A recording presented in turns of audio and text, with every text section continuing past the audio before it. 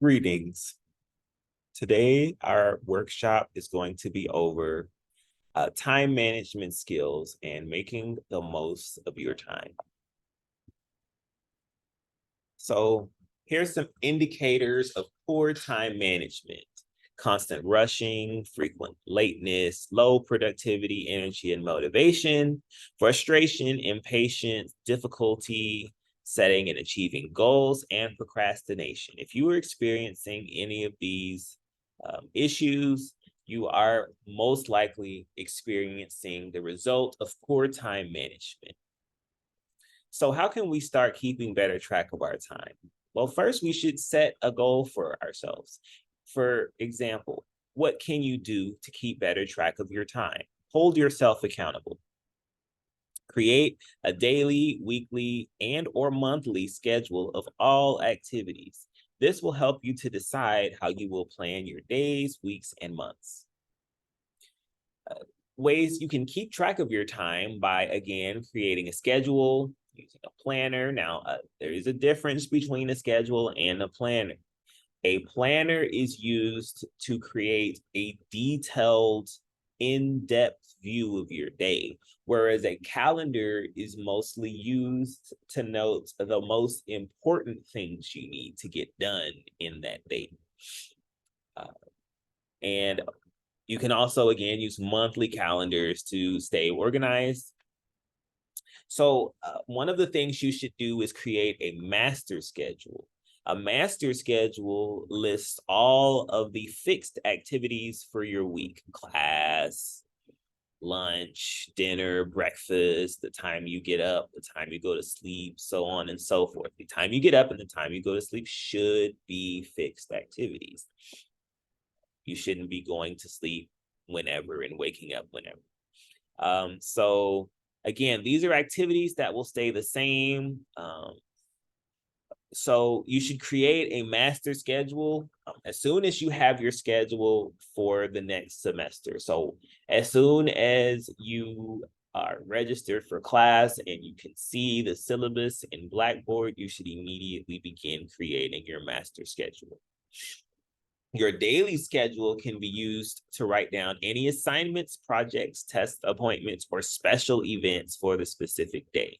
Other items to write on your daily schedule include class times, study times, work time, family time, and personal time. Your weekly schedule can be used to write any assignments, projects, tests, appointments, or special events, and as well as some of the same things the daily schedule is used for. The next thing to do to help with time management is creating to-do lists. You can create to-do lists. You can write one in your notebook. You can write it on your phone. However, it's best to use it.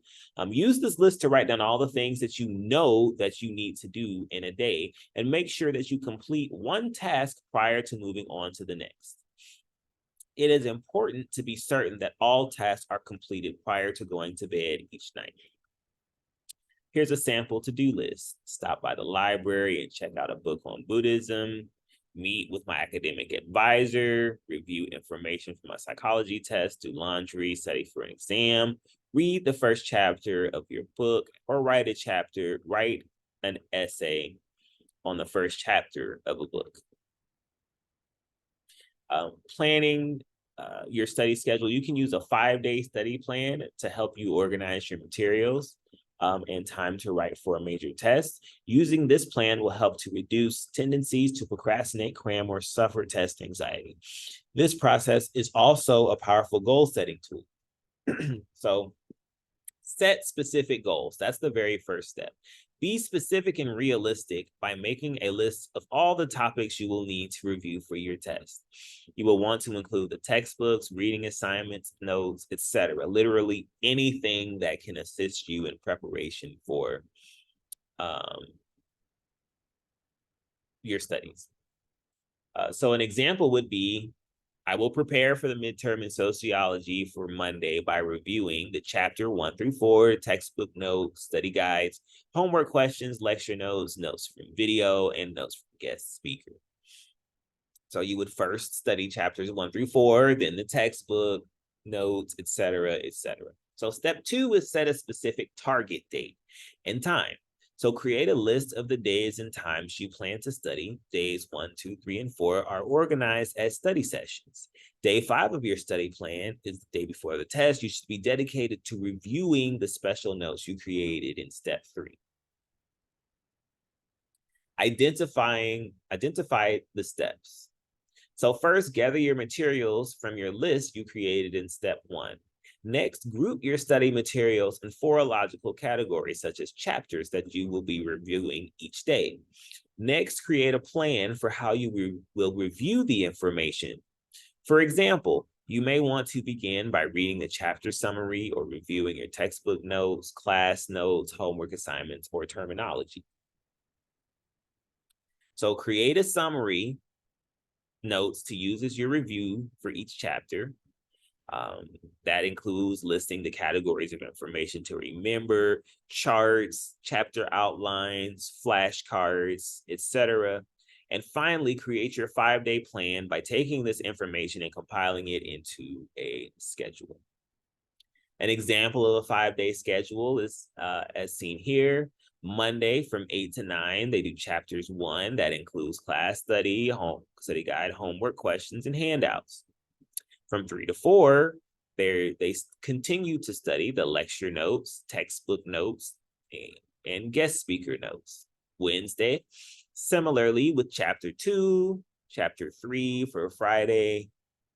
Saturday is again similar, but with chapter 4, and Sunday is reviewing the notes and self quizzes,